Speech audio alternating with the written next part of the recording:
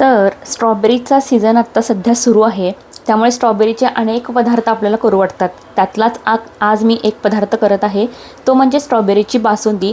अगदी perfect restaurant स्टाईलसारखी मी इथे बनवत आहे.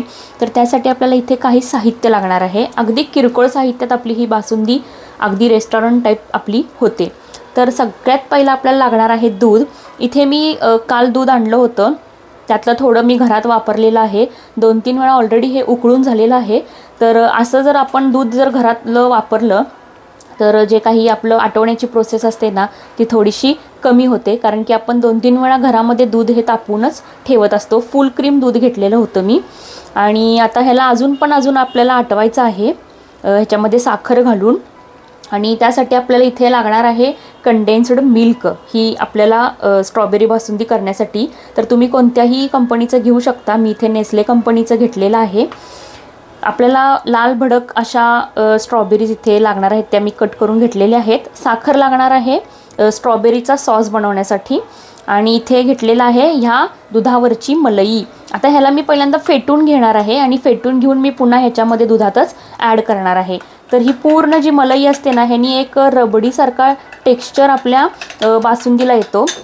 तर तुम्ही इथं पाहताय की ही जी मलई होती वरची दुधावरची, तर ती मी अशा रीतीने चांगली फेटून घेऊन मी काय करत आहे, आता या दुधामध्ये घालत आहे.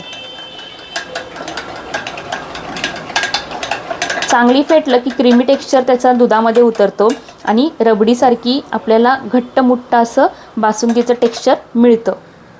चला तर मग आता हे जे काही आपलं मलई होती ती मी पुन्हा काय करते, ह्या दुधामध्ये ओतते. आणि आता आपण दूध उकळायला ठेवूयात आणि दुसऱ्या साईडला आपण ह्याचा स्ट्रॉबेरी सॉस बनवून घेऊयात.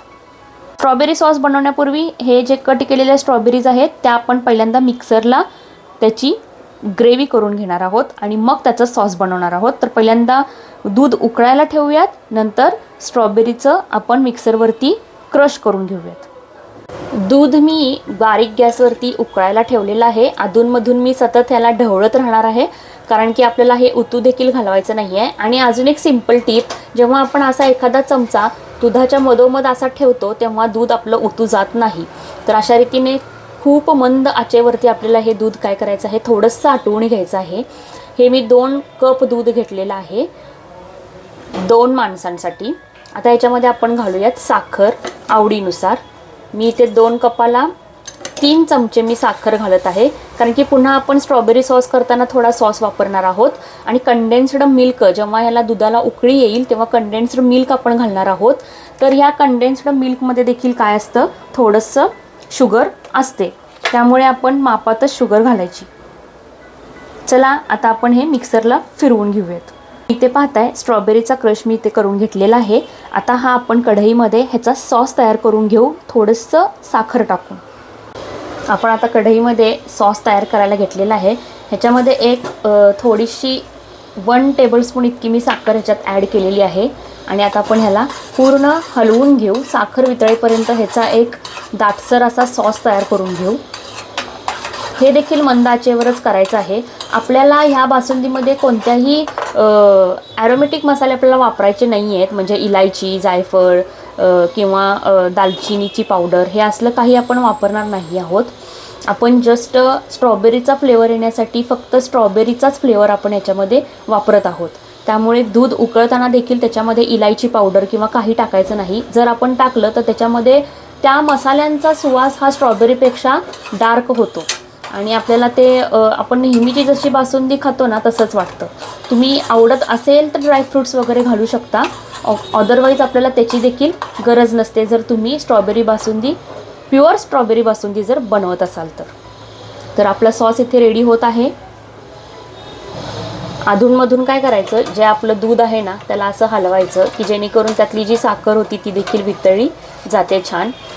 तर आता दूध आपलं पूर्ण आटून द्यायचं आहे आपण. आणि थोडंसं आटायला लागलं की त्याच्यामध्ये आपण कंडेन्स्ड मिल्क घालणार आहोत, ज्याने अजून एक रबडीसारखं दाटसर टेक्स्चर आपल्या ह्या बासुंदीला येतं आणि बासुंदी अतिशय लज्जतदार आणि स्वादिष्ट बनते आपली. तुम्ही पाहताय ह्याला आता उकळी येत आहे. आता हळूहळू जसं आपण ह्याला शिजवू किंवा कुक करू ना, तसं ह्याचा जो कलर आहे तो अजून डार्क बनायला चालू होतो, अजून रेड डार्क ह्याच्यामध्ये उतरतो कलर, आणि त्यामुळे बासुंदीला देखील आपला कलर छान येतो. आणि हां, बासुंदीमध्ये आत्ता आपण केशर वगैरे काही घालणार नाही आहोत, कारण की केसरनी काय होतं, दुधाचा कलर थोडासा गोल्डन किंवा पिवळासा होतो. त्यामुळे स्ट्रॉबेरीचा जो पिंक कलर आपल्याला अपेक्षित असतो तो मग आपल्याला दिसत नाही. तर ते टाळण्यासाठी आपण केसर, इलायची किंवा काही असे मसाले नाही वापरायचे. खूप छान सुगंध येत आहे आपल्या ह्या स्ट्रॉबेरीचा. खूप छान बासुंदी होते ही. बाहेर अतिशय महाग बासुंदी मिळते ही. तर आपण ही अशा रीतीने घरात ऑथेंटिक रेस्टॉरंट टाईप आपण बासुंदी बनवू शकतो जर तुम्ही अशा पद्धतीनं केला तर. बघा, कलर थोडा थोडा चेंज होत आहे. साखरेमुळे देखील एक शायनिंग येतं त्याच्यावरती, तर ते खूप इम्पॉर्टंट आहे सॉसला.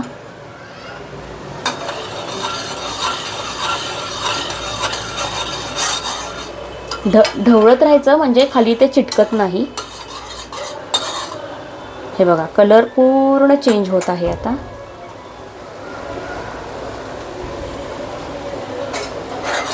छान कलर उतरत आहे स्ट्रॉबेरीचा.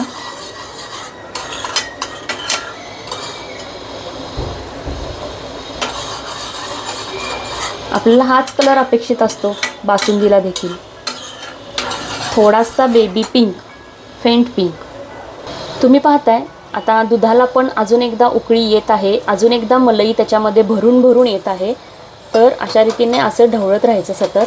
आपल्याला थोडंसं अजून हे रिड्यूस करायचं आहे, दूध आटवायचं आहे. त्यामुळे त्याला जो एक रबडीसारखा टेक्स्चर येतो ना, तो येत नाही नाहीतर.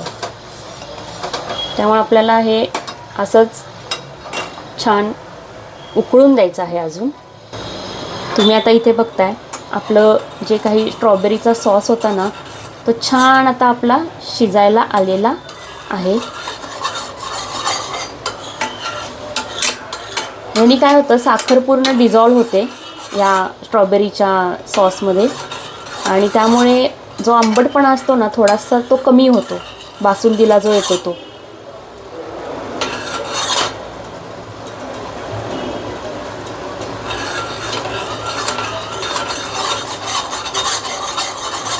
चला, आपला सॉस हा तयार झालेला आहे. आता गॅस करूयात बंद आणि ह्याला पूर्ण थंड होऊन देऊयात. जेव्हा आपण फ्रूट बासुंदी करत असतो ना, तेव्हा एक गोष्ट कंपल्सरी लक्षात ठेवायची की आपलं दूध, म्हणजे आपलं जे काही दूध असणार आहे आटवलेलं किंवा कंडेन्स्ड मिल्क घालून तयार केलेलं दूध, हे पूर्णपणे थंड असलं पाहिजे. आणि जो आपण फ्रूटचं पल्प घालणार आहोत तो देखील जर आपण शिजवलेला असेल तर तो पूर्ण थंड झालेला पाहिजे. जर आपण न थंड करता जर दुधामध्ये आपण घातलं तर दूध आपलं फाटू शकतं किंवा नासू शकतं. त्यामुळे कोणतीही फ्रूट बासुंदी करत असताना ही गोष्ट नेहमी लक्षात ठेवायची की दोन्ही आपले जे मिश्रण आहेत ना ते थंड झाले पाहिजेत आणि मग आपण ते मिक्स करायचे. जसं मी म्हटलं की आपण जेव्हा एखादा चमचा दुधामध्ये ठेवतो तेव्हा दूध अजिबात उतू जात नाही. तिथल्या तिथेच दूध काय होत असतं, आटायला सुरुवात होत असते. त्यामुळे मलई देखील आलेली असते, ती देखील त्याच्यामध्ये आपण ॲड करू शकतो, ज्याने अजून छान टेक्स्चर आणि स्वाद आपल्या ह्या बासुंदीला येत असतो. त्यामुळे जर तुम्ही अशा पद्धतीने कोणताही मसाला न वापरता अगदी ऑथेंटिक स्ट्रॉबेरीचीच चव देणारी जेव्हा तुम्ही बासुंदी बनवता, तेव्हा घरातले लहानांपासून मोठ्यांपर्यंत आवडीने ही बासुंदी खातात.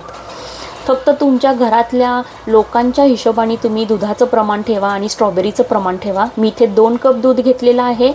4 चमचे मी साखर वापरत आहे पूर्ण रेसिपीमध्ये, कारण की कंडेन्स्ड मिल्क वापरत असल्यामुळे त्याच्यामध्ये साखर असते. आणि जवळजवळ पावशर माझ्या काय होत्या तर ह्या स्ट्रॉबेरीज होत्या. तुम्ही स्ट्रॉबेरीचं पण प्रमाण कमी अधिक करू शकता, जास्त आवडत असेल जास्त हे करा. तुम्ही बघताय थोडं थोडं आता आटायला सुरुवात झालेली आहे. हे बघा, अजून थोडंसं आपण आटून देऊयात आणि मग आपण ह्याच्यामध्ये ॲड करूयात कंडेन्स्ड मिल्क. आपलं दूध उकळी मारत आहे, तर त्याच्यामध्ये आपण 3 मोठे टेबलस्पून काय करूयात, कंडेन्स्ड मिल्क घालूयात. ह्यानी काय होतं, स्वाद पण छान येतो आणि एक दाटसरपणा आपल्या बासुंदीला येतो. एक रबडीसारखी आपली बासुंदी काय होते, तयार होते.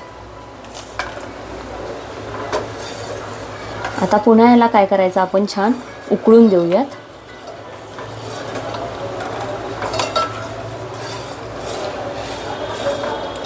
कडेची जी साय असते ती देखील आपण काय करायचं, खरडून ह्याच्यातच आपल्याला घ्यायची आहे, की जेणेकरून अजून स्वाद त्याचा इन्हान्स होईल. अजून एकदा ठेवूयात आपण उकळायला. कंडेन्स्ड मिल्क घातल्यानंतर देखील आपल्याला चांगली उकळी आणून द्यायची आहे आणि ढवळत राहायचं आहे सतत. नाहीतर कंडेन्स्ड मिल्क घातल्यानंतर काय होऊ शकतं, तर जे आपलं ते कंडेन्स्ड मिल्क आहे ते आपलं खाली तळाला लागू शकतं. त्यामुळे ते घातल्यानंतर मात्र आता सतत ढवळत राहायचं आणि आटून द्यायचं.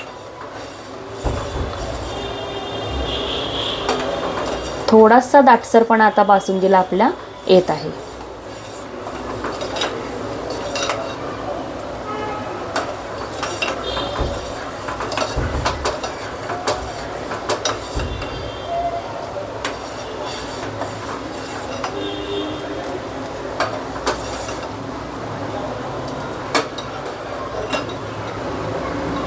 बऱ्यापैकी उकळी आता आलेली आहे आपल्या या मिश्रणाला आणि चांगलं दूध देखील आटलं गेलेलं आहे.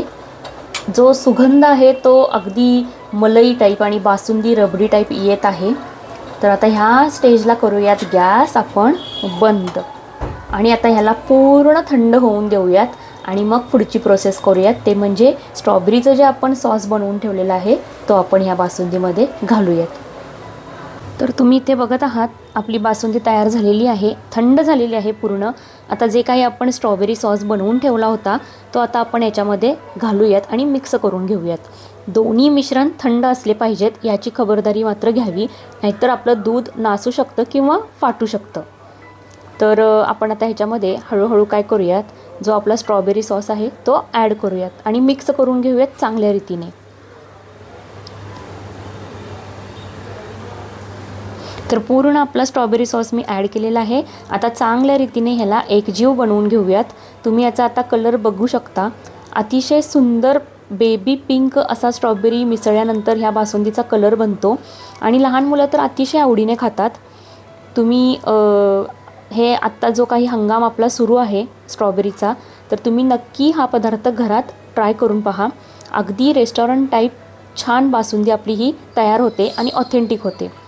तुम्ही ह्याचा जर का तुम्हाला जर थिकनेस बघायचा असेल तर तुम्ही बघू शकता, अगदी फार रबडी देखील नाही आणि फार पातळ देखील नाही. परफेक्ट बासुंदीचं टेक्स्चर जे असतं ते आपल्याला इथे मिळालेलं आहे या फ्रूट बासुंदीचं. तर अशा रीतीने जर तुम्ही रेसिपी बनवलात तर नक्की तुम्हाला सगळ्यांना घरी हे आवडेल आणि लहान मुलं आवडीनं खातील. सर्व करत असताना तुम्ही फ्रीजमध्ये ठेवून थंड ही बासुंदी सर्व करायची, जी अतिशय सुंदर लागते.